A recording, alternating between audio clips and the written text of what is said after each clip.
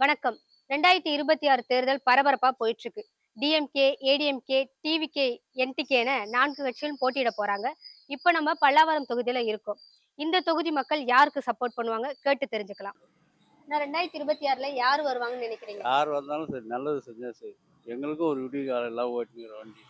குடும்ப ஆதார வருமானத்துக்கு வழி இல்லாம இன்னைக்கு ரூ. 90 போயிடுச்சு கேஸு. இந்த ஓலா, ஊபர் ஓட்டி ரூ. 12 ரூ. 13 கிலோமீட்டருக்கு போடுறான். கவர்மெண்ட்டுக்கு 1008 வாட்டி எல்லா மறியல் பண்ணி எல்லாம் பண்ணியாச்சு. இன்னும் எந்த கவர்மெண்ட்டும் 15 வருஷமா எந்த நடவடிக்கையும் இல்லை. அதே பழைய மீட்டர் கட்டணம் தான் ஓட்டினு வரும். ரூ. 12 கிலோமீட்டருக்கு. எங்கள் வாழ்வாரம் என்ன ஆகுது? வந்தவங்க நல்லது செய்வாங்க, என்ன வந்தாலும் சரி, அவ்வளோதான். உங்களோட ஆதரவு யாருக்கு? இதெல்லாம் ஒப்பீனியன், அடுத்தவங்களோட ஒப்பீனியன் நீங்கள் கேட்கக்கூடாதுல்ல. இல்ல, இல்ல. நெறைய பேர் சொல்றாங்க. அவங்களோட சஜஷன் அது தனியாக இருக்குமா அவங்கள்ட்ட. நீங்கள் சென்சஸ் எடுக்கிறீங்களா, அது ஓகே. அது அவங்கவுங்க விருப்பம். யார் வந்தாலும் நல்லா செஞ்சா நல்லது போதும். செஞ்சால் சரி, யார் வந்தாலும் நல்லது, மக்களுக்கு நல்லது செய்தால் வரட்டும். எந்த தலைவராக இருந்தாலும் சரி, அது மனப்பூர்வமாக எல்லாரும் ஆதரிக்கணும், அவ்வளோதான். திமுக தான்மா. ஏன்? ஏன்னா அவர் எல்லாம் நல்லது பண்ணியிருக்காரு. எவ்வளோ மக்களுங்களுக்கு இப்போ எவ்வளோ நல்ல திட்டங்கள்லாம் கொண்டு வந்திருக்காரு.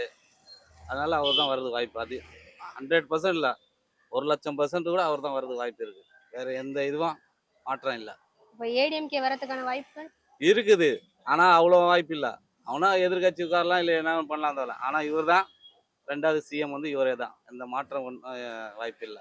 இல்ல 2 கட்சிகளுமே மாறி, மாறி ஊழல் பண்ணிக்கிட்டு மக்களுக்கு நல்லது செய்யல.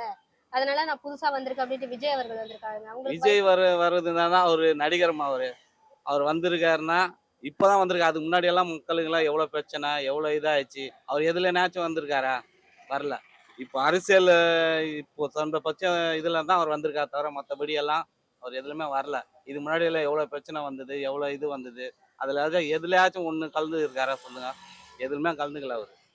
மக்களுக்கு எவ்வளவு இது நடந்தது, இது பண்ணதான் எதுவுமே பண்ணல அவரு.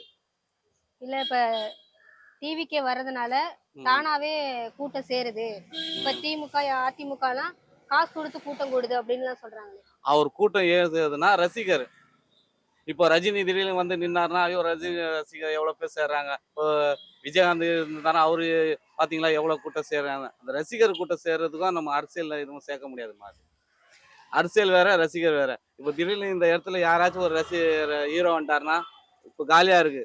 டக்குன்னு ஒரு 100 பேர் 200 பேர் சேர்ந்துருவாங்க. அதுக்கு நம்ம அவர் வந்துடுறான்னு சொல்ல முடியுமா? அது வாய்ப்பே இல்லை.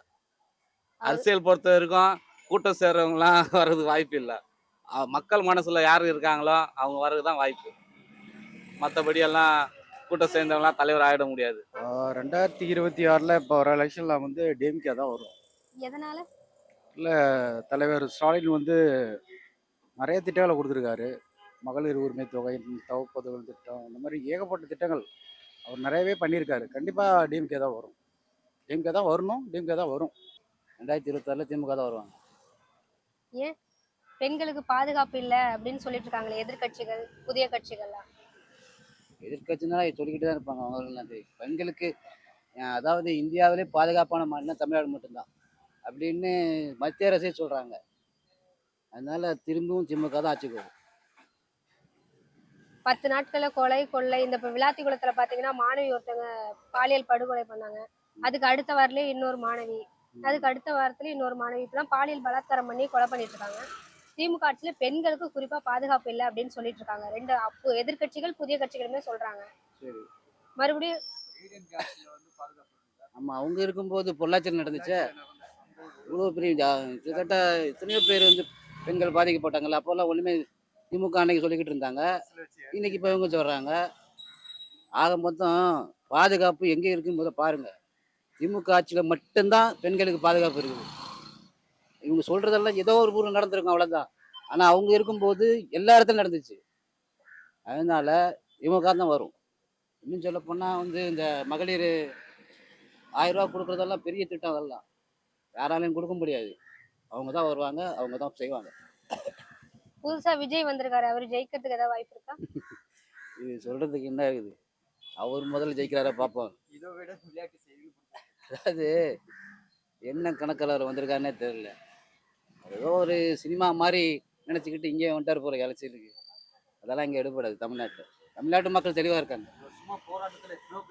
இல்ல மக்களுக்கு நல்லது செய்யணும், மக்கள் வந்து கடன்ல இருக்காங்க, கஷ்டப்படுறாங்க அப்படின்னு சொல்லிட்டு தான் வந்திருக்காரு யாருக்கு?